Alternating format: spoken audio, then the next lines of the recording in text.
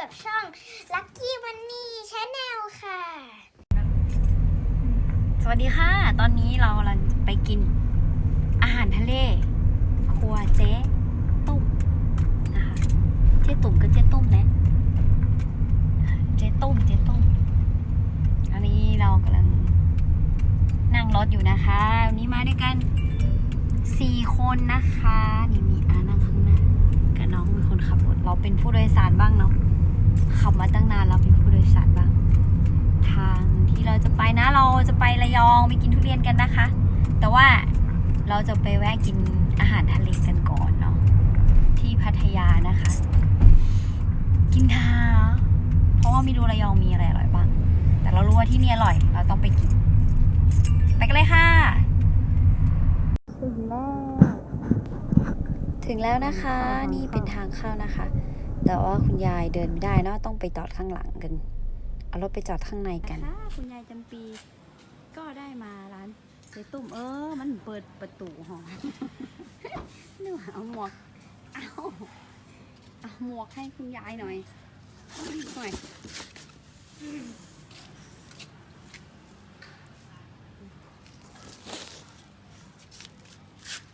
นี่ก็เอามาสไก่เลยเนาะข้าเจ้าเนี่ยพิษเองอ้าวเดินเนอะเอาใส่ตั้งหนุ่มเนี่ยกันพูดไหนพัดลมเนี่ยมาเห็นออนพูดเนี่ยมาเห็นออนตั้งในพูดนะตั้งนอกนี่ห่อนเข้าหูนี่เนี่ยเข้าหูเนี่ยเข้าหูฮะนะเนี่ยเข้าหูเพะเข้าหูที่เอไปฮะเนี่ยหน้าเป็ดฮะเนี่ยหน้าเหมือนเจเป็ดแกะอาท่ายายปีเต้ยแซนกิโลกรัมละ900ว่ะปูทะเลนี่กิโลละ1,300กุ้งทะเลโลละ1,200เขากินกับปูเพราะบอกกุ้งมันแพง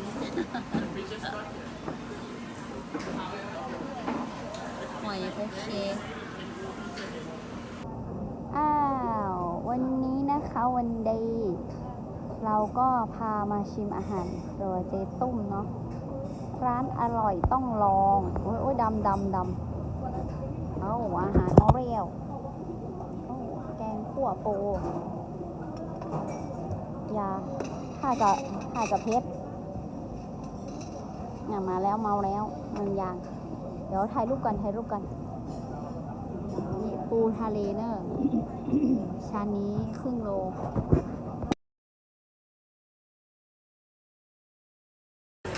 มาแล้วนะคะแกงคั่วปูในตำนานมาแล้วฮะอะไร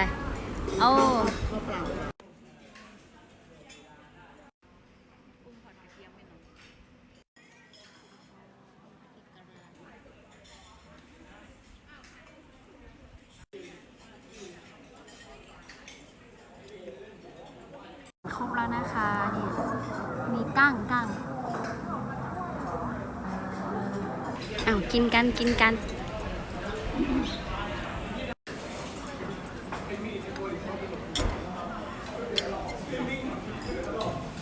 ตัวตักเข้าเป็นจิแม็กเป็นยังไงได้เข้านี้ทาไซนี่เนาะเป็นหอยนะ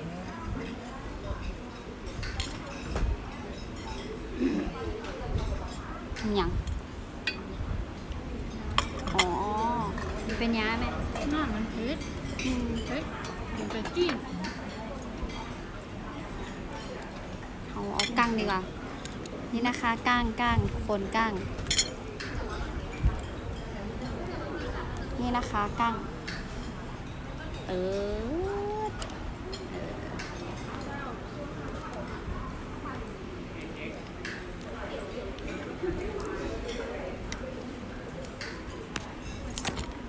น้ำบุญมีมือในที่สุดก็กินเกลี้ยงละยาได้ยังกินยายังกินแล้วโอเคนี่นะคะคนเยอะอันนี้เป็นที่จอดรถของหอคนเยอะเลยแต่ว่า น่ะเปิด 11 โมงนะ นี่เลยค่ะ หนังท้องตึงหนังตาก็ย้อนละหนังตาย้อนยายจำปีน้ำตาหนังตาย้อนพอน่ะแล้วอย่างตรงกลางอะนะไปเขาของน้ำดีกว่าโอ้ปูดำตัวใหญ่มาก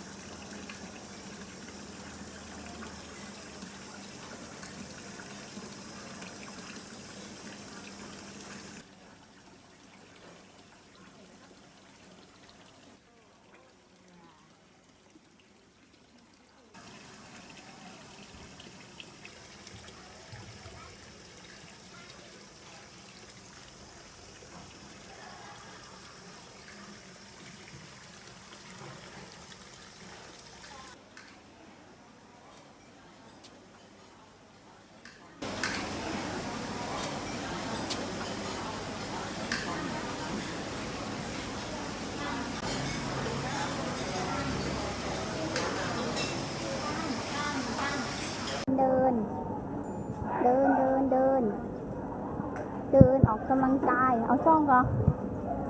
เดินออกกำลังกายเดี๋ยวไปเอาจ้องเถอะ